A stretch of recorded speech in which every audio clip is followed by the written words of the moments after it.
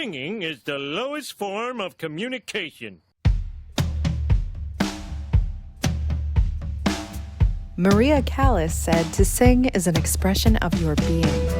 Edith Piaf said singing was a way of escaping. And yes, Homer, the other Homer, said it was the lowest form of communication. What do you think? Why do we sing? Where does the voice come from? My name is Karen Myatt, and I pose these questions and more to some of the greatest singers of our time. Welcome to La Voce Vita.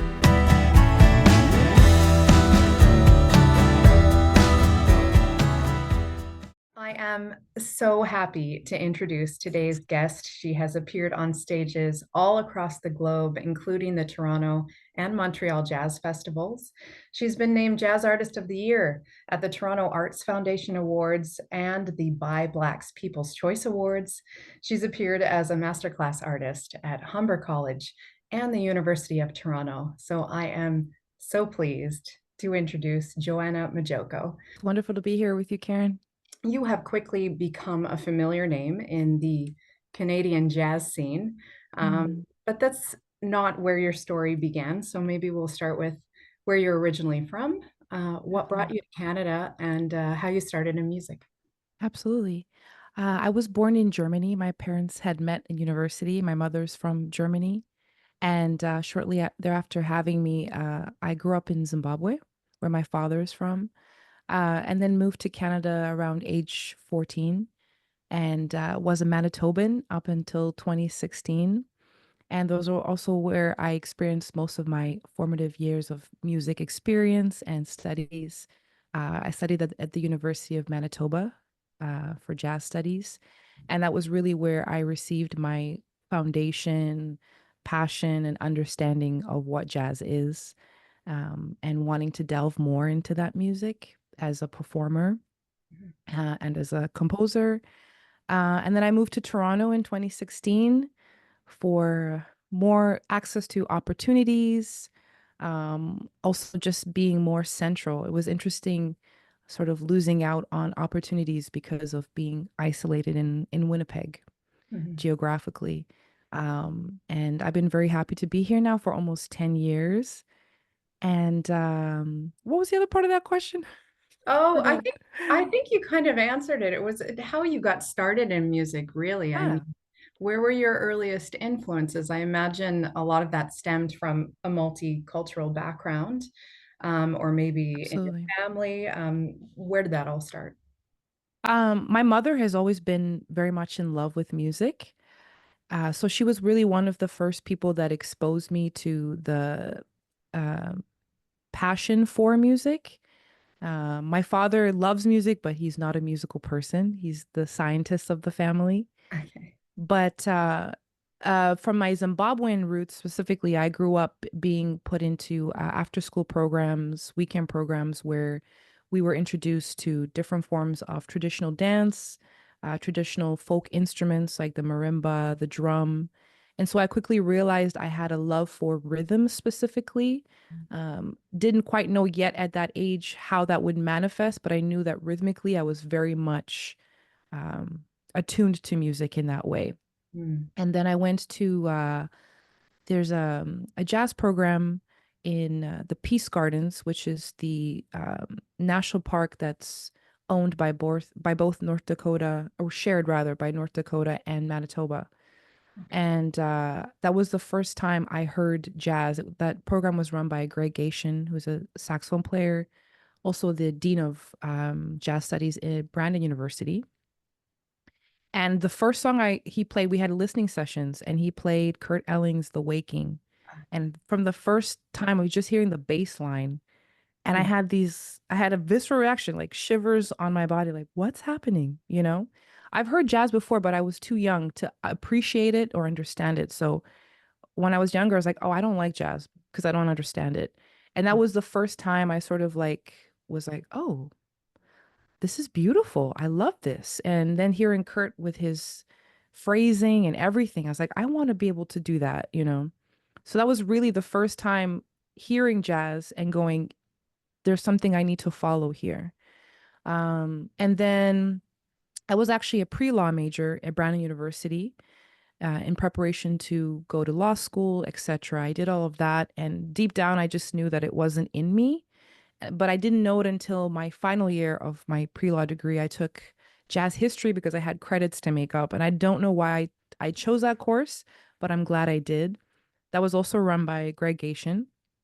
And I, once again, just hearing the history and the stories and starting to hear jazz language. I went to my professor at the time, Greg Gation, and I asked him, are there any ways that I can involve myself in some part of the music program without being a music student? And he was kind enough to invite me to his ensemble rehearsals, and the students were kind enough to involve me. Um, in rehearsal time. So I'd learn how to even sing a song. I had no idea how to even to approach singing a song, or what is how do you count in anything. I really had no knowledge whatsoever. Then I graduated from Brandon and I moved to Winnipeg, and I was like, I really want to pursue this. So having the support of my parents to pivot, I auditioned for the University of Manitoba program. I failed the theory exam, but they loved my entrance performance.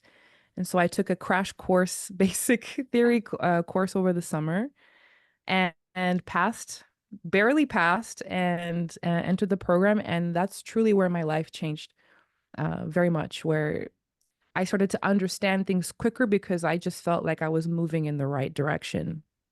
And through that program, I really became acquainted with my love for music, but also realizing my strengths within music and that rhythmic pull that I love about the music.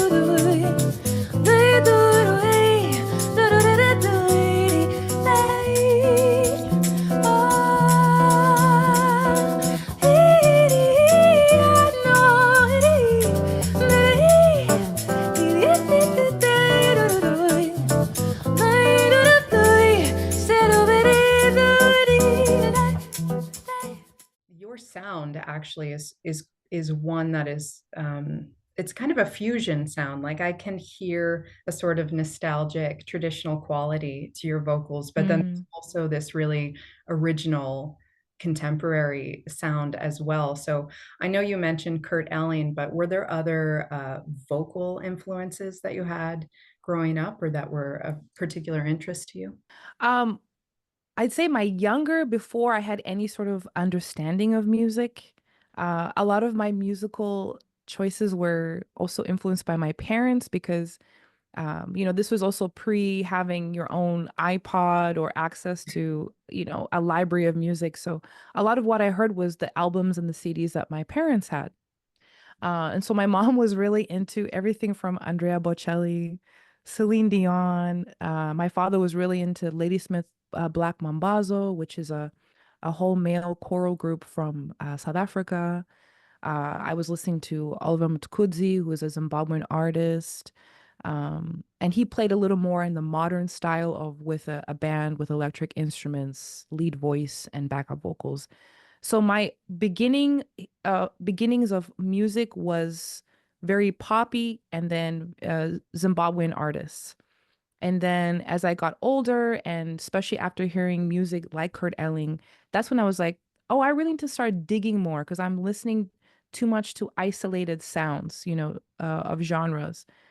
And I started listening to Kurt Elling. Sarah Vaughan was a big one in terms of like going backwards to the beginnings of vocal jazz or who you should be listening to. Ella. But funny enough, Ella really intimidated me in the beginning because she's just very hard to emulate. So is Sarah, but timbre wise, I felt more connected to Sarah. And then I started listening to more modern singers like Gretchen Parlato, who she was the one who introduced me to the keshishi. I was like, what is she playing? But she had the large keshishis and she'd play them on the side of her diaphragm.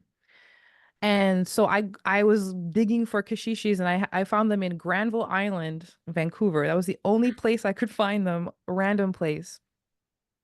And then I started listening to other styles too. I love R&B music. I love neo soul.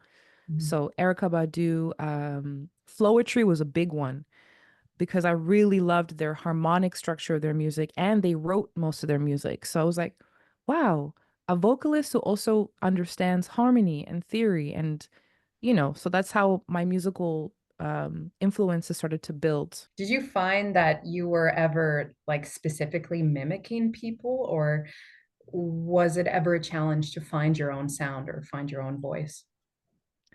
No, I think because my professors provided me with sound advice, like you cannot find your voice until you are studying. So, emulate, copy, but you're not doing so in order to just regurgitate what they're doing.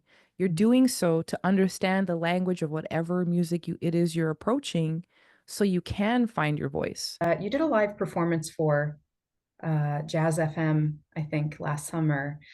And Yes. I remember watching that performance and thinking that it appears that you're channeling your sound in the moment. Where Mhm. does your voice come from? Do you feel like a messenger? Is it a spiritual experience for you? Is it very physical, cerebral, or generational? Where do you feel that Mm. your voice is coming from?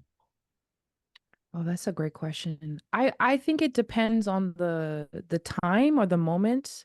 Because I think, we're very human. So I would love to say that every performance I can clear my mind and then I'm just channeling something. But that's performance specifically because I have musicians I really trust. So I didn't have to worry about the music.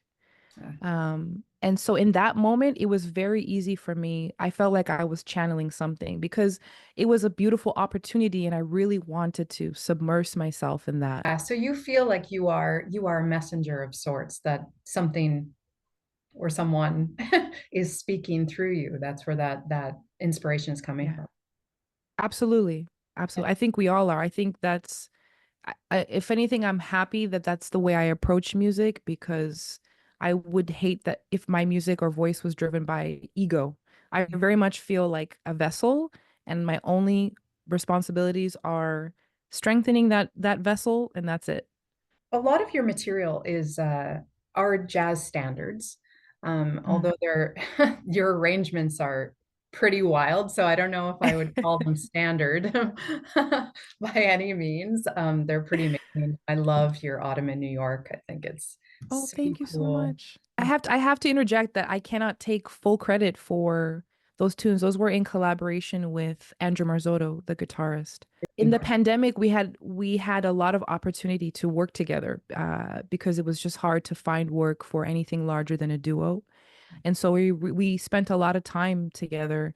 Um, and I got to know him more musically. So Autumn in New York was one piece that was post-pandemic, but we got to a point where it's like we were warming up. I was like, let's warm up on Autumn in New York. And I started singing it in a specific rhythmic approach, and then boom, he started to reharm, and then we were collaborating back and forth. Autumn in New York, that brings the promise of new love. Autumn in New York, it's often mingled with pain. Dreamers with empty hands, they sigh for exotic lands. It's autumn in New York, it's good to live it again, again. But a few years ago, you released your debut EP, which Absolutely. I believe is all original music. So Yes. were you always songwriting? Why did you choose to record original music versus some of your jazz arrangements? Writing is new to me in the sense I only started writing music a few years into university. And at that point, that was very much uh, just basic, like just learning how to approach song structure because there's so many approaches and what works for me. And in that, I realized that I felt stronger as an arranger than I did as a composer in writing original music. So I found my um, I guess, sound and also style in original music through arranging. And that's why a lot of the standards I arrange almost sound like something completely different because I wanted to use it more as a tool to like, okay, what would this be like in my personality? And then that way I can find my original sound. And then I started feeling more comfortable writing original music. All of the songs, the four tracks on my EP were not written in the same period of time. I'm also quite slow with my process, especially back then. And I moved to Toronto. So I had written some of the music in Winnipeg, moved here. One of the tracks, the songs I wrote while being here. And I started playing at this establishment called the Reservoir Lounge on Wednesdays with a band. And I became friends with a guitarist. His name is Nick Tateshi, who's also a music producer here, phenomenal guitarist. And he was like, bring some of your music to my studio. Let's just hang, let's jam. There was no like, we're going to record. Just, okay. So I did that and I played him a few songs. He's like, let's go in the booth. Let's start recording. Cool. And so even the process of recording the EP was, I have to give a lot of credit to Nick for pushing me. And so there was no real like, oh, I needed to be all original music. It was like, we were recording, oh, these are the songs that I want to put out. I wanted to put more out, but it was also taking forever because it wasn't like a dedicated 5 days in the studio. We were doing this sporadically over a 7-month period. So that's really the reason why it was just became original music, because time, and also that's where I wanted to leave it.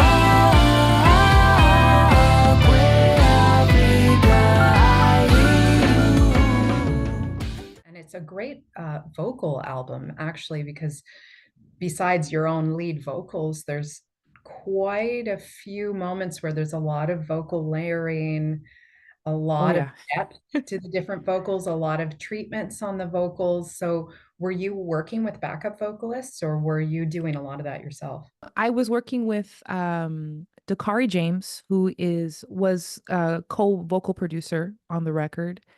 And I asked him to come in because we would sing also at this gig on Wednesdays. This gig always had two singers. So you trail off from being lead to harmony. I was like, oh, I love singing harmonies with you. And he's like a library. He would be like, what kind of backgrounds do you want? Do you want a Mariah Carey approach, a D'Angelo, whatever, So I was like, you are the right person. And he came in and advised on vocal stacking, but I recorded all the backup vocals. Oh, wow. With a few exceptions, you'll hear like a low tone, and that's him as well. Right. Yeah. Yeah, I thought there was maybe one male voice in there, but for the most part, I was thinking it was you. That is so cool. And so did you collaborate with him on the harmony structures mostly, or had you written those and then he kind of came in and directed? No, I wrote the music. We recorded the bed tracks, then we recorded the lead vocal, and then he came in, and then we built the backup vocals based on what was already recorded. I also really enjoyed your music video for where you are. Oh, thank you. Yeah. That I'm surprised that music video even came together because I was in the thick of the pandemic All right. and we had booked a studio space, and then the studio space shut down because most of the people working there got COVID, and we moved the entire production into the house I was living in at the time. Wow. And my roommates were kind enough to make space for us to tear everything apart, and we built all the sets within like a What? 48-hour period and recorded everything. And Oh, so that team was a team of 3: makeup artist, who was also hairdresser, Catherine Kwan, who was the videographer, director, and set designer, and Katie Goodfellow, who was the stylist and set designer and jeweler. She made all my jewelry.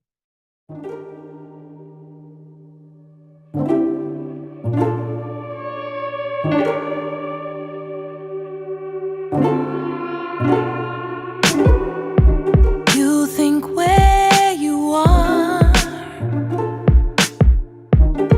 is the chain that keeps you from the dream you'll see. Can blame it on anyone. It's me, myself, and I. Don't know why, but I'll find the way to there. For so long you've been under the illusion everything you wanted would fall into perfect place. It's now or never, my dear, please take responsibility.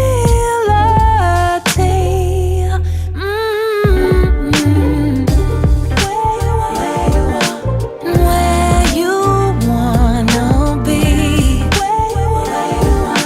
no holding back from me. And where you wanna be, no holding back from me.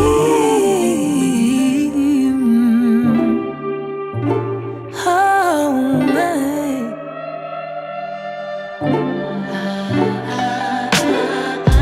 keep your eyes straight ahead. Looking back can only hurt you then. Don't pretend to blame it on consequence. It's now or never, my dear, please take responsibility.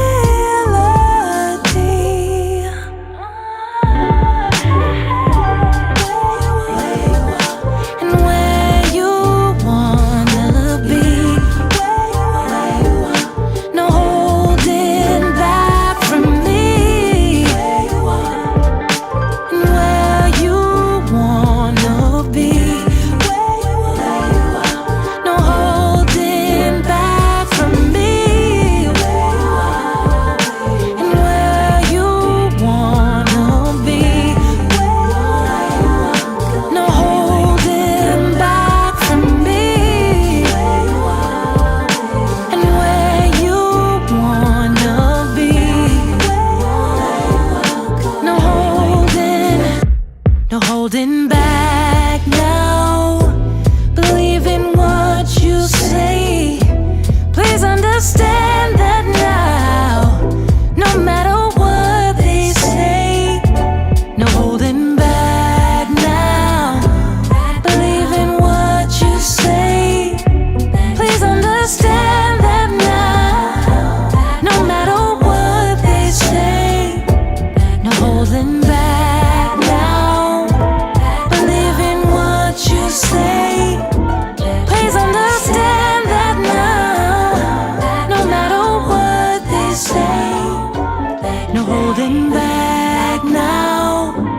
Believe in what you say. Please understand that now.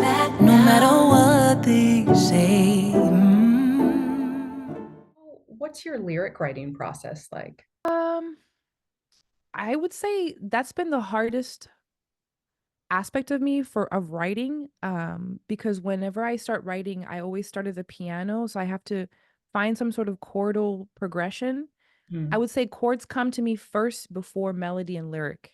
Mhm. And in the recent year or so is really where I feel like I'm blossoming lyrically. And Mhm. that's also because a lot of personal development, getting to know myself more, getting more comfortable with showing myself authentically, Mhm. that it's really opened up a strength in lyricism. Because it takes a lot of vulnerability that, I just didn't grow up in per se when it comes to that. What do you do to maintain your vocal health, and how do you prepare for live performance? Because your vocals are naked. Like you hear everything, Mm, right? Like they're super, there's no yeah. hiding. You don't have a big loud band. Like you're not a rock singer. You're not just forcing the sound out. Like it is super, super subtle. So, Right. yeah, how do you take care of your voice? For one, I mean, I feel like this is very basic, but I don't drink alcohol. I feel like, vocally my voice is so sensitive to things like that I stopped drinking alcohol about Mm. 2 years ago now. Um, I try my best to maintain even like cardio every day. I find has been phenomenal for my lung capacity and breath work. I also take periodic lessons with a vocal instructor here. His name is Falconer Abraham, and I love him specifically because he understands the science and the just the bio construct of the vocal cords. Mhm. So his approach to his lessons are not just about, accessing more of your head voice, and so it's really just about the throat and how to make sure that you're maintaining a healthy throat, but also like you're singing in a correct way. Yeah. So all of those practices, but mostly it's just uh ear training every day. I'm always at the piano vocally warming up. So I feel like as a singer, if you're capable of those basic skills, it Mhm. also makes you more attuned to like, I sound really flat in that register. Why? So it's just really about like spending time with the ears. I find has really made a difference on my vocal health because when I go to sing, I know the first thing I need to is a proper breath. Once I have that, and I know the intensity of what it is I'm trying to approach, whether it's a soft tone or loud, but it's in my upper register, then I know where to push from. And I will say pre any type of training, the amount of singing I used to do from the throat as opposed to from the diaphragm, oh my goodness. Yeah, Yeah. it's Huge everything. shift. The breath is Huge everything. shift. It's amazing how many of us just walk down the street not really breathing. Yeah. But it is hard. I mean, I remember the first 5, 6 years of relearning how to breathe for singing and how frustrating that was because what we do is so abstract. Someone says, breathe in your diaphragm. What does that mean? What? Breathe from your feet up to your head. What does that mean? How does that look? How does that feel? It's very abstract. Yeah, absolutely. And it's a practice, and everybody learns it differently too. I always Mhm. like to reference like a baby, little baby can cry for hours and hours and hours, like scream their lungs out and never lose their voice. Because when we're right From the belly, now, exactly. because they're just full Exactly. big breaths. That's what they know how to do. And at some point we diminish that, or we become smaller, I think, ironically. Mm. But Yeah, if anything, that's a very like philosophical thought because yeah, why do we get smaller? Why do we start expressing from here and why does it feel constricted most of the time? like always trying to manipulate rather than just making sound. Yeah. And the Absolutely. thing is like I have days where I feel like I lose a lot of my technique because I'm too much in my head. Yeah. At the end of the day, like I still have very human moments, very human moments. And I'm still working on getting comfortable in the studio as well, as opposed to live, because those are two different approaches. Are you working on Yeah. any new recordings? I'm working right now I'm in the composition state, so I'm just writing Mhm. and hoping to start recording at some point this year. Really wanted to have more music out already in the previous years, but I think for me, maybe for a lot of people too, the pandemic was pretty tough mentally, and I almost went through what felt like a regression of Whether it was confidence in my desire to put out original music or just music in general. So I'm excited now that I'm back in a process of writing and start recording later this year. Yeah. And you see 100,000 new songs being uploaded to Spotify every day and an oversaturated market. And you're like, you know what? The time will come. You just need to take your time for the process. I mean, that's a very interesting subject because I wish it was that easy, but there's a lot of pressure that comes from both your peers and the industry of like, a year has gone by. Where's the next record? It's like, Yeah, new music. that's not how I approach music. You know, it's not about a product. Yeah. It's about you feel like you have something to say. Mhm. And it's actually I was studying Cassandra Wilson and just her discography Mhm. and even just noticing the gaps between releases. I'm like, oh, so I mean, Cassandra's doing it too. She's releasing when she feels like she has something to say rather than like every year I have a new product, you know? Something I love to ask everyone is if you had to put one song in every set for your entire career, what would it be and why? Oh, wow, that's a great question. I think I would probably put Skylark specifically, because that was one of the first standards I learned Mm. and a melody I've continued to fall in love with because it's just, I don't know, it's memorable, it's extremely musical, and I've loved hearing the different versions, Diane Reeves' version especially, which you heard at the Jazz FM performance. I had lifted her arrangement. Yeah. And so yeah, I would love to do that over and over and over again.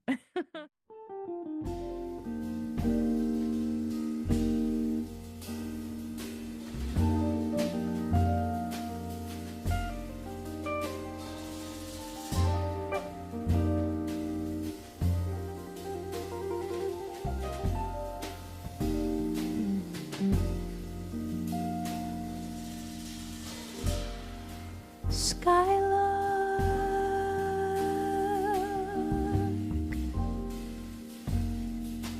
have you anything to say to me?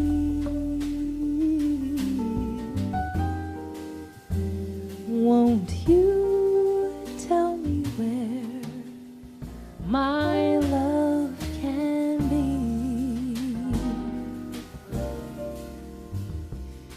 Is there a meadow in the mist where someone's waiting to be kissed? Oh, Skylark,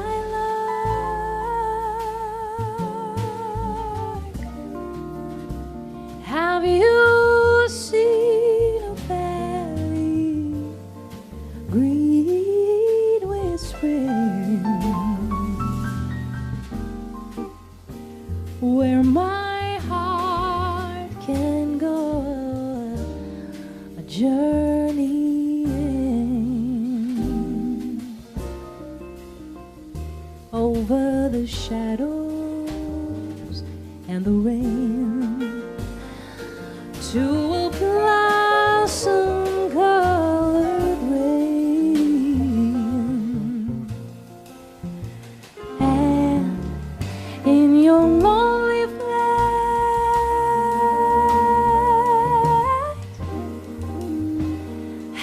haven't you heard the music in the night? Oh, it's a wonderful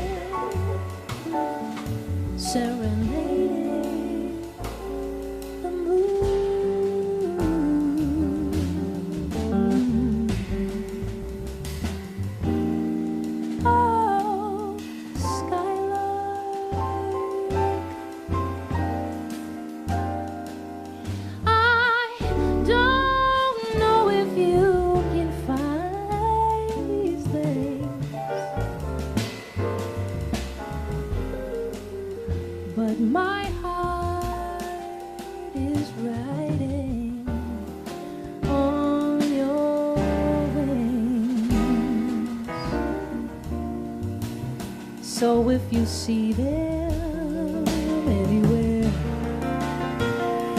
won't you lead me there? Oh,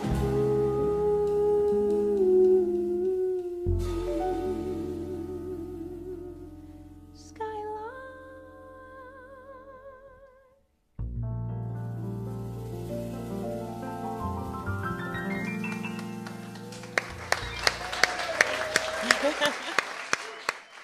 The last thing I'll ask you is if you would like to share any advice with singers, anyone who's starting out, whether it be in an amateur or a professional capacity, any age, somebody who's looking to start singing, what would you advise? I would advise them to continue to nourish and protect your love for singing and music, and not to allow outside opinions to determine what you should sound like, when you should be doing something. Just trust yourself. And if your journey requires you to take more time before you actualize goals and dreams, that's okay. You know, you'll be okay. It's great advice. I think I needed to hear that advice. So do I. Yeah, it's Daily. for us. Yeah, this has been such a pleasure. I know everybody listening is going to take so much from what you had to say, your wisdom, and your experience. Thank you for sharing with us. It's been wonderful to spend some time with you. And thank you for joining us for this interview with vocalist Joanna Majoko. To learn more about Joanna, visit joannamajoko.com, and to hear more, click the link in the description box below for the title playlist inspired by today's episode. If you enjoyed La Voce Vita, please share it and subscribe to the Karen Myatt YouTube channel, or visit karenmyatt.ca for more news and information. Follow us on social media and click the bell to be notified when we release a new episode. Finally, we want to hear from you.